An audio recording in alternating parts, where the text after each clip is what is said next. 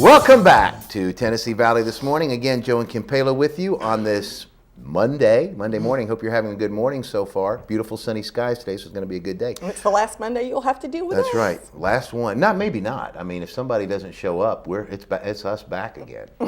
Yeah. Goodness. But yeah, we are now joined by Lindsay Morland.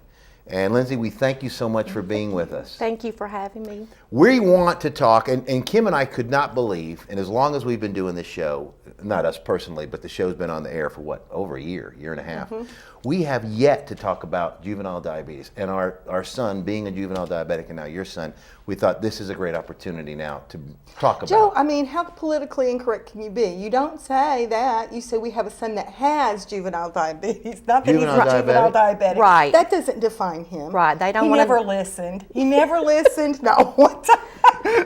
Whoa. Okay. They're very sensitive about Yes, that. yes. Well, in the idea of Matthew, he doesn't care. Right. But yeah, he has juvenile diabetes, which is different than, and it's type 1, and we'll explain this, which is different than type 2 that maybe people get older. Or young. They have got children They even now do. getting that. So why don't you explain the difference for those that do not know Sure. the difference between type 1 and type 2? Okay, type 1 diabetics, their body does not have any insulin. Type 2s are insulin resistant. So the type 1 diabetics take the injections or they're on the insulin pump. They have a breakdown of the pancreas, more or less. Right, and it usually happens at a very young age. It can. Usually, now sometimes it's onset into later on in life. I know that even Mary Tyler Moore is actually Right. sick right now. She's having the effects of having the Right. disease for so many years, but she's done very well. But she was diagnosed in her 20s, and some of the other athletes and things are diagnosed. Yeah. But then there are infants as well. Right. And how they explained it to us in a sense was that a virus kind of attacks the pancreas in a type 1 and it kills those insulin making The beta cell. properties. Yes. So that's that. That's that. That's that. To where in type 2 they're still excreting insulin. Those Right. properties can still work. It's a matter of kind of fixing your diet and your exercise and that type of thing, or medication orally, to kind of boost that production. So in type 2 you got hope. Type 1, it is what it is. And we hope there There is still hope. is There is hope, There right? is But I'm hope. saying right. But now How they're politically looking at- incorrect, Kim. Well, you know what I mean. There was no hope for producing Right. insulin, but now we're very close to a cure, and you know more about that than we do. I think you said something about transplanting. Well, I started a group called Right. the Meters. Right. When my son was diagnosed, as you know, very quickly, very fast, you are being thrown all this information. And then in a matter of 2 or 3 days, you have to go home and implement. And it's very lonely, it's very scary. You really, I can't speak for you, but for myself, I knew nobody. Right. I didn't I either. knew nobody. So it was very important to start a group for family members. We have some that are grandparents that are raising their grandchildren. But we didn't want to say support group, so we came up with the name Meters. They use a meter to check their blood sugar, and it stands for mentoring each through empathy, research, and support. Oh, good title. And we meet the third Saturday of every month. But we had a speaker last Saturday come speak to us about the artificial pancreas, Right. which is not a transplant. It is a app that you're going to be able to download Right. to your cell phone, to your computer, which will communicate with a sensor that the type 1 diabetic will wear, which will correspond with their insulin pump. So it's been approved phase 1 with the FDA. Great. So the hope is we will eliminate multiple finger sticks. You will still need to stick your finger, occasionally. Sure. But they will just communicate, the pump, the sensor, the app, all day. And So the pump right now pretty much communicates with the body as far as kind of keeping a diagnosis of what the blood sugar is kind of running. Right. Pretty much so you don't have to stick all the time. You still have to stick, Right. but not to the extent. But with Right. this new app, it's going to be almost to work. It's going to kind of monitor your blood sugar all the time and then give a signal to the artificial pancreas that it needs to excrete some insulin. Now, will that insulin be inside that pancreas? I mean, how's that going to work? I mean, does it come from there, or does it just tell you? Oh, it'll work through the pump. I don't know. My son has tried the pump. He prefers to do the injections. Mine won't do it either. But the pump is a continuous release all day. Then when they eat, they take a bolus, which they give to counteract the carbs that they're eating. The sensor is what reads the blood sugar all day, and will communicate to the app, which will communicate to the pump. What to release, and it will also let them know if they have a low blood sugar, so they can eat. Yes, eat, make adjustments for that. I think, and that's the thing about, of course, I guess even in type 2, but Dr. Marshall, when Matthew was first diagnosed, he said, there's two ways you can go with this. You can either control the diabetes, or you let the diabetes control you. And so Matt decided it's not going to control me. Now, he was 9. Being a dad, biggest fear I had, I mean, this is ridiculous at the time, but I'm thinking, oh my gosh, there goes sports. He's not going to be able to play sports again, because I coached him in everything and he loves it. And I asked Dr. Marshall that, and he told us that no, that's the best thing for him. Keep him in sports, every sport you can. The more exercise you do, the better fit your body is, maybe the less insulin you'll have to take because of how your body will be working, which is exactly what happened. So he played football and baseball, and he wrestled. Now, what's funny is Dr. Marshall did say, and I don't know if this happened with Will, probably not, because it didn't with Matt so much, but he said, now I will tell you one thing, Mr. Palo. The thing with this is when a child gets it very young, a lot of times it'll stunt their growth. And I'm thinking, oh my goodness, because Matt was a big little boy. Matt is now 6'4", about 230. So when we've gone back to see Dr. Marshall, I said, what I want to know is how big would the kid would have been if he wouldn't have. His thighs are like tree trunks, and Dr. Marshall would just laugh. He would be like, oh my word. But keeping it under control is the key. Right. Exactly. And at that age, they really monitor the thyroid. Yes. Will was a little older. Yeah. He was going there, beginning to go. Horrible it was age of puberty, yes. and going through all of that, and the changes already, and they're insecure, and then all of a sudden, here's this kid that's got to prick his finger and take a shot and worry about, always have something to eat with him in his meter. So I know that was very difficult for him and for you as a mom, because you don't want to harp on him, but yet at the same time, it's life or death. Exactly. And the strange thing is that when Matt was diagnosed, he was going to E.L. Ross. There was one other child in that entire school that also had it. Now, he knew the kid prior to him getting it, and he was he was putting himself against that kid, thinking, okay, I know what he does and how he lives now, thinking that's how he'll have to be. But there was that one child, and I know now there's lots of kids in lots of schools. When I was trying to get the meters up and running, because of HIPAA, they're very guarded. Yeah. So for 3 or 4 months, I was in the schools and leaving letters, and just the school age kids, K through 12, about 100. That doesn't include homeschool children, preschool children, college. It just is those in the school. So we do have about 100 kids. Do they have any idea why I'm not saying all of a sudden, but why it's like advanced like it has? I mean, like I said, one child in all of E.L. Ross, Yates, and now, so it seems like there's been so many that have been diagnosed just recently. And I think there was even an article, or I heard something that they did on one of the news programs, one of the health programs, that talked about that it's almost an epidemic in this area of type 1 diabetes. It almost is. I mean, when I was growing up, did you know of anyone? No, nobody, I didn't know. When Matthew was diagnosed, that's why it took me so long to get him help. I thought he had a stomach virus, and I thought, I'm just hydrating him. I'm giving him Kool-Aid and Surge and popsicles, all the sugar that he could have. I didn't know it manifests like a stomach virus. And when the doctor told me what it was, I told him, I said, you could have sat me down and gave me 1 to 100 for me to guess what it was. But I didn't even know there was a type. I thought diabetes was all, just older people or people that were overweight or whatever. And it was just that children, I had no idea there was a type 1. I did not either. But we learned a lot fast, yes, didn't we? Yes, we did. But, they're going the virus, environmental. Will's dad is also a type 1 diabetic. Okay. He was diagnosed after Will. So he was in his kidding. early 40s, and Wow. so But that, people need to know it's not, type 1 is not hereditary. Will did But not it get can it be because, genetic. it can be Yes. genetic. It can be genetic. But that it's you not have to those. say it's not saying like since Matt or Will have it, that their kids will have it also. But they will probably have They their will have- pancreas will screened. have those weaknesses They will have that the they gene. have. Yeah. Right. That we know of several. There's several in the group with the child and the parent, Right. and siblings as well. Yes, Yes. exactly. Will has a friend in Knoxville. There is 8 kids in the family. 4 of the 8 are type 1 diabetics.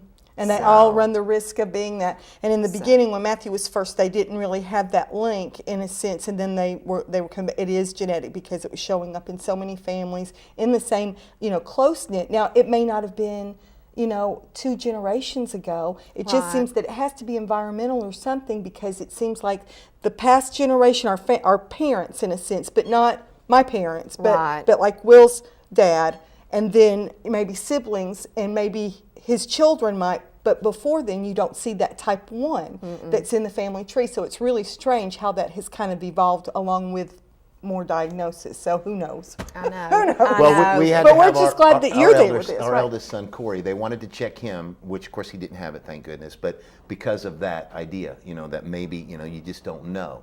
And now my grandmother had type 2, but it was back in the 60s when they had glass syringes and they had Right. to boil the needle syringes and all that, which is totally different than the way it is today. Now, and what we need to let people know too is it's a serious disease. It's not, there's nothing fun in it, but it's not the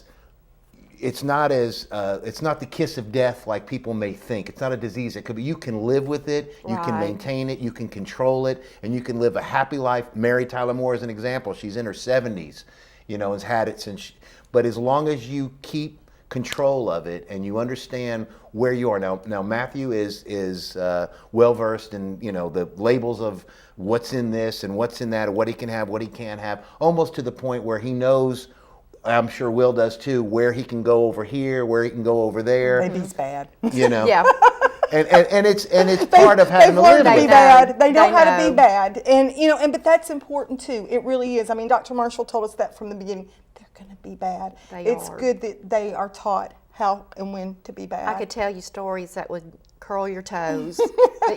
Well, your mother told me one Yes. about Will, how he did some things sneaky, and I thought, man, that's sharp. Now, That Matt was never sharp. thought of that. No, Matt never did have friends to test for him, but Matt was so young when he was Right. diagnosed, and he was very afraid, because we did the fear thing, because he Right. was 9. You don't scare a 13-year-old. No. They scare you, so you had it much harder than we did. Matthew was worried, and so he behaved for a long time. Well, this is a great program. you. This is something that I know that I would have given anything that when Matthew was diagnosed, if I would have had somewhere that I could go, other moms or grandparents or someone just to tell me. I remember going on the internet and it was new really to Right. the common person at that point. And I was whining on a blog about, I'll never, bake chocolate chip cookies again. And they were like, yes, you will. He can have chocolate. Right. Relax, because you just freak out. But this is a wonderful program that you have. Now tell us a little bit about where you meet and, what you want, what your goals are. If there's somebody that wants to meet with you guys, or that they have a child that has type 1, that they can get in touch with you and you can say it'll be okay. Okay, we typically try to meet the 3rd Saturday of the month at the library. Okay. The goal is, I know I've encountered I'm a dental hygienist, so I'm thinking in terms of patients.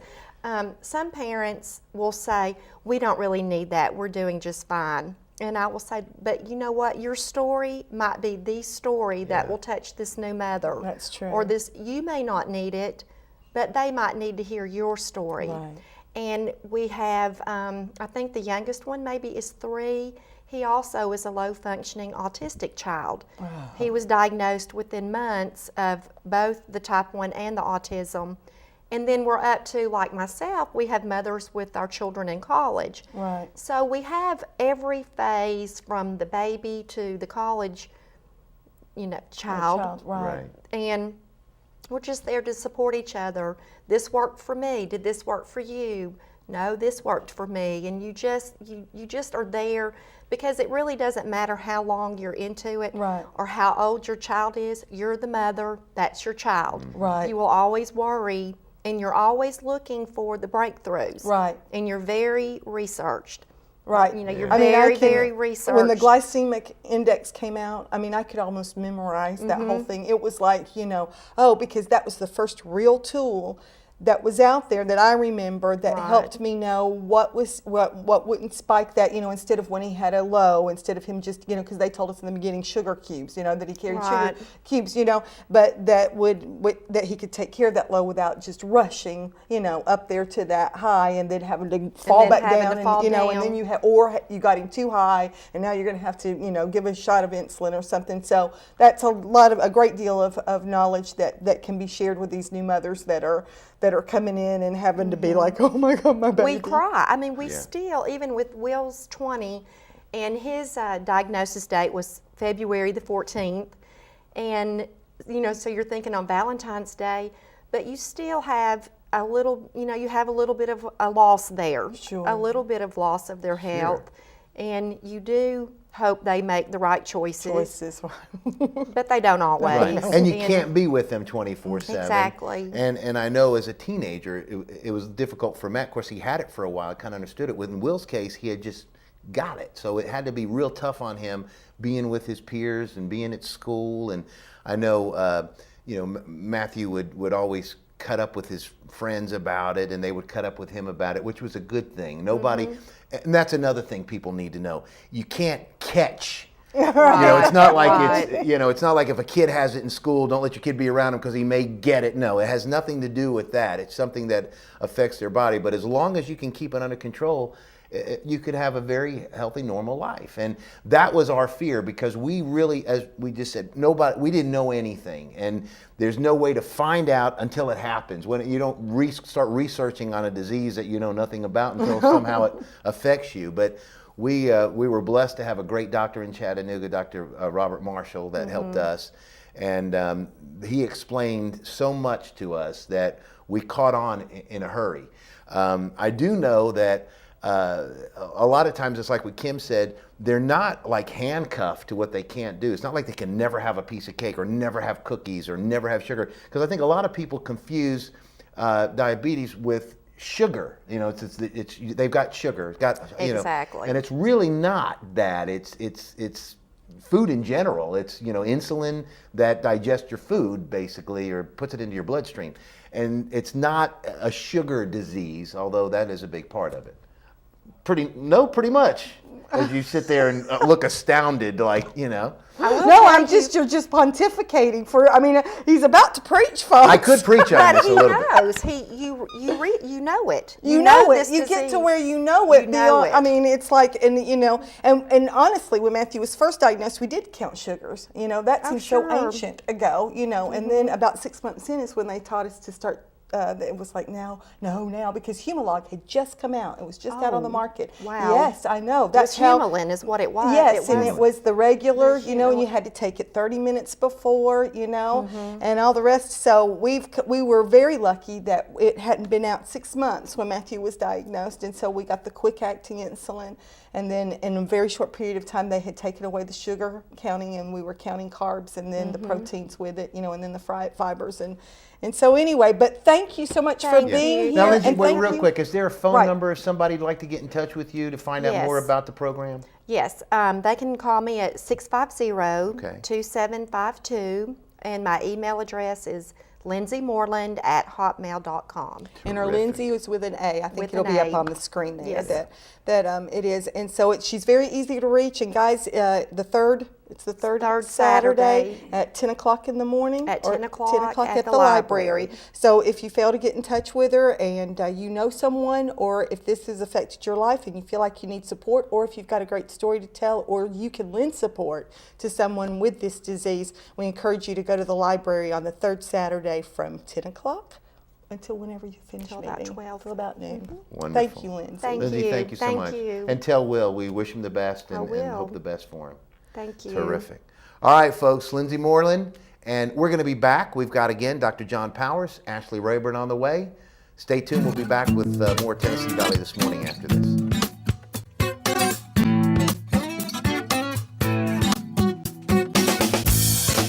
Hi, I'm Brittany Jackson.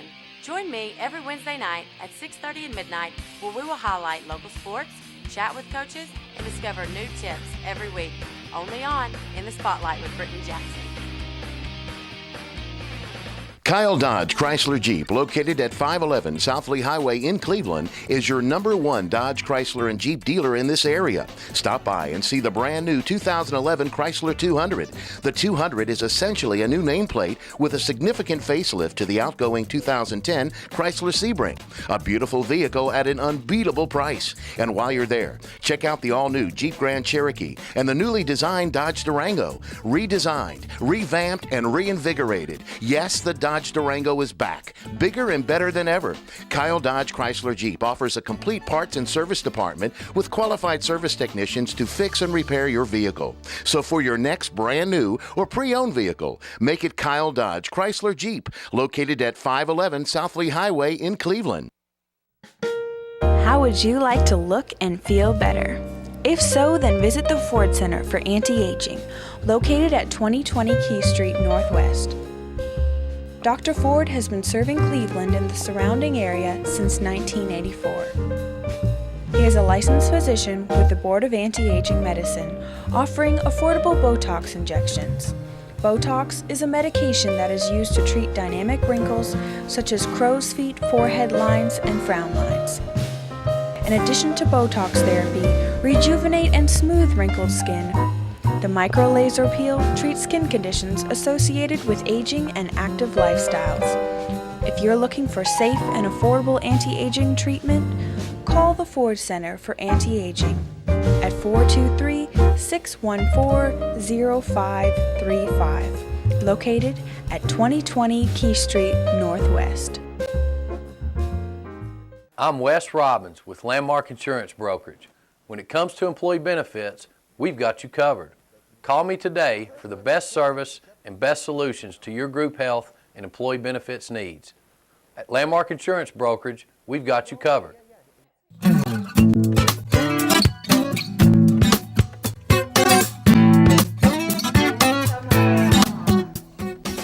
Welcome back to Tennessee Valley this morning. Again, Joe and Kim with you on this Monday. I was going to say middle of the week Wednesday, but it's not. It's first of the week Monday today. Jennifer, let's throw up the weather forecast real quick again, if you will. We do have sunny skies forecast for today and tomorrow, which is a very, very good thing. Enough of the rain already, right?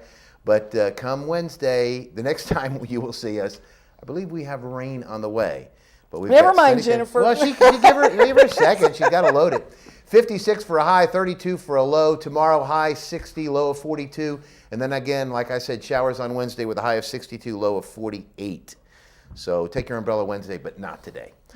We are now joined by Dr. John Powers. Hi there. How you doing?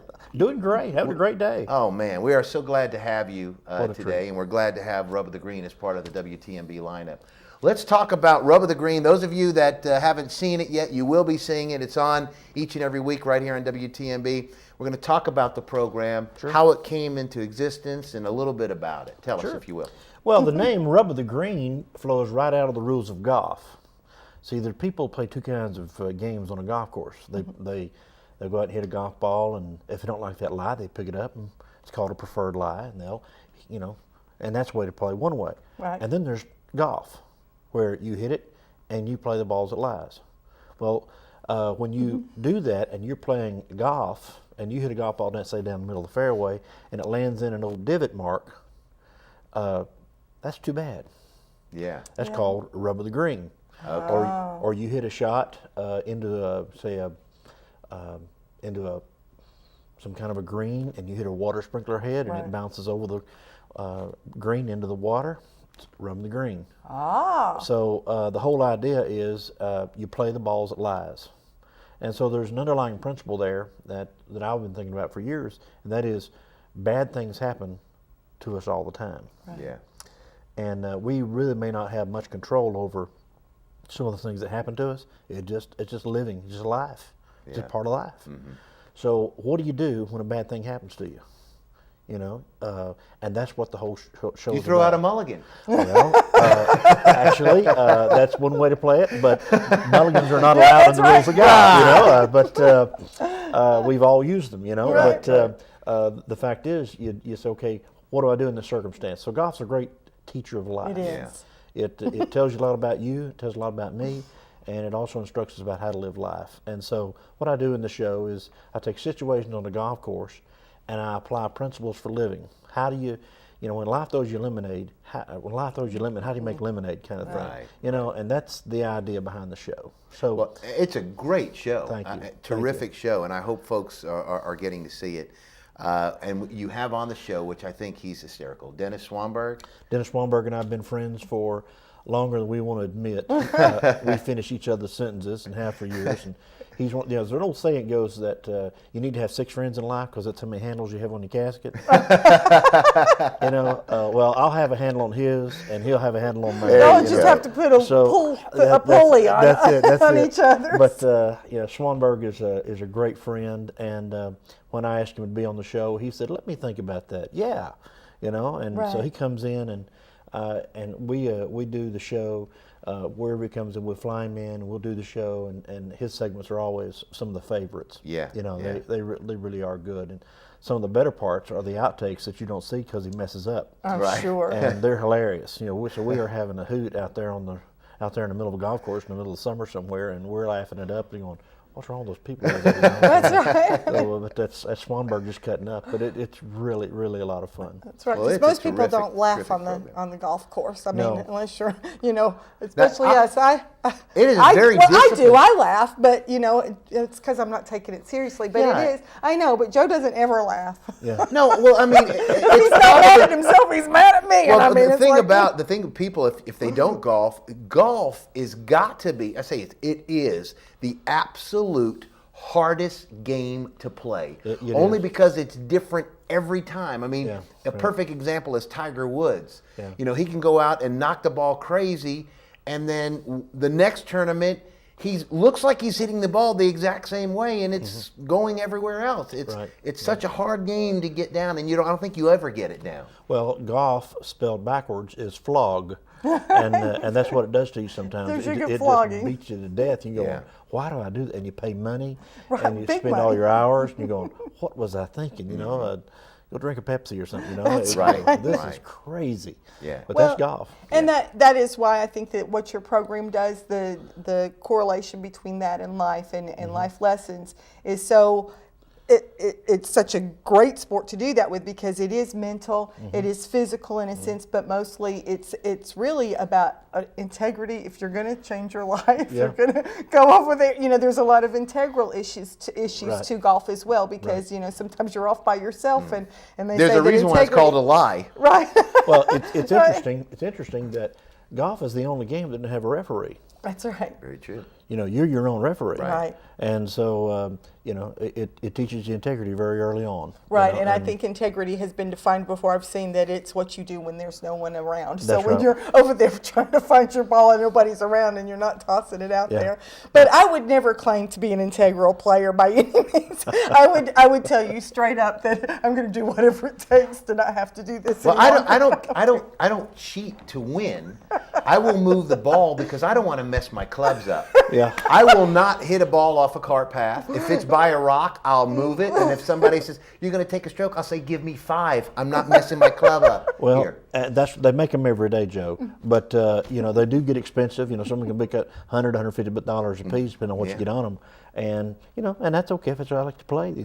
Have that and knock yourself Well, out. he just doesn't go that. Like, 'cause That's it's right. too much of I a put stress. socks on mine. I have mine covered up with socks. He's so By the worried way, about his clubs. you that he should can't take play. that off before you hit the golf ball. But I that's- think it would help. It would help. It does. Well, we are so glad that you guys Yeah, are on. Now, guys, they are on Friday nights at 8:00 p.m. They are on at midnight that same night. 12:30. 12:30. I'm sorry, 12:30. No, I'm sorry, Not 12 midnight. o'clock. You're Would right, you you're leave right. me alone with Go that? ahead. Sorry.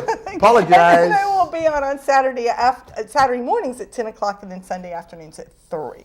Thank you. And so then we have other That it places runs, it's yeah, in. It's in sporadically. here and there. So if you happen to go through and you see it and it's not one of those times, we meant to do that. We did. right. So- And all of our sponsors are local. Great. So- That's true. Tell us about some of your sponsors Well, that you have. one thing I like to encourage is whenever you see one of the sponsors on our show, let them know that Rubber Green sent you, and let them know that you have seen the show. Yeah. And they have been with us from the get-go. We've produced 39 or 40 different shows. Wow. And they have been with us from the very beginning, believed in us early on, and said, this is a great idea. And we've also had the show now in about 90 million households all over the country. Wow. And it started right here in Cleveland, Tennessee, and we shot some of the episodes down here in Chattanooga.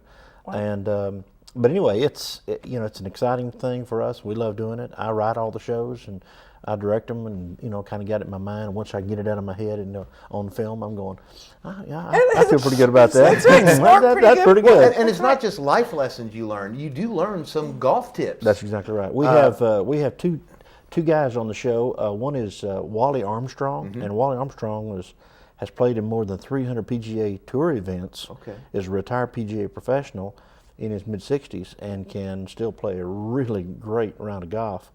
And he's a good brother, a great friend, and he understands the mechanics of the golf swing as good as anybody. Right. And so he can teach you. We call him One Take Wally because before you had all these other gimmicks that you have on most golf shows that they talk about, buy this product and help you swing. Right. Wally invented all that stuff to begin with. He was the grandfather of all that.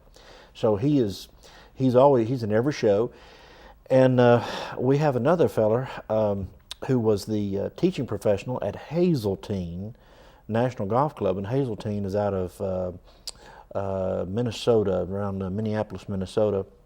His name is Jim Terry, and Jim Terry is a master teacher professional and teaching professional, and he teaches in word pictures. In other words, he describes how to hit a shot. He'll say, think about this and think about that.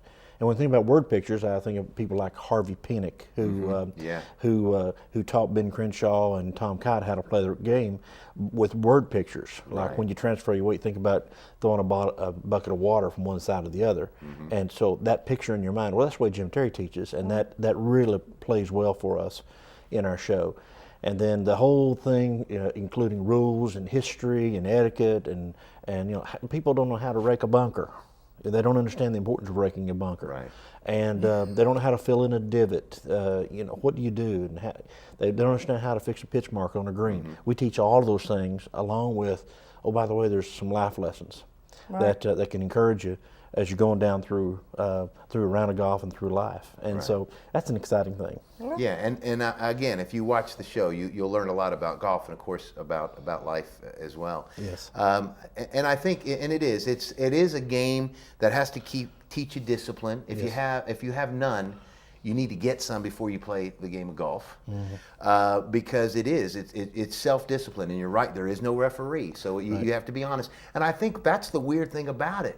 People that play golf or start to play golf, it's almost like the switch goes off in their head that this is something I'm going to be honest about. Because really, if you lie, in fact, there's the old story, the guy that always subtracts a stroke off his game, is he one day going to hit a hole-in-one and put down a 0? Yeah. Yeah. So it's like you really learn how to be fair, because it's a fair game. It's hard enough to play it right.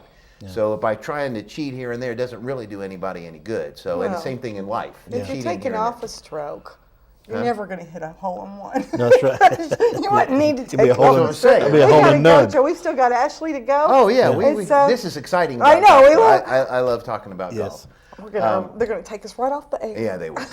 But in right any off case, the air at we 7:30. do want to invite everybody. Again, it's 8 o'clock on Friday and midnight, and then 10 o'clock Saturday morning and 4 o'clock Sunday afternoon. 3 o'clock Sunday afternoon. I'll get it right sooner or later. And then throughout the week, you'll see it as well. Rub of the Green, a great show. And again, we are so glad to have you part of the WTMB lineup. And congratulations with a great show. Thank you very much. All right. And thank you for being with us. Thank you. Thank you very much. All right, folks. We're going to be back with Ashley Rayburn. We're going to go from golf. We're going to talk about He-Man. By the power of Grayskull. By the power of Grayskull. Coming up right after this break. Stay tuned.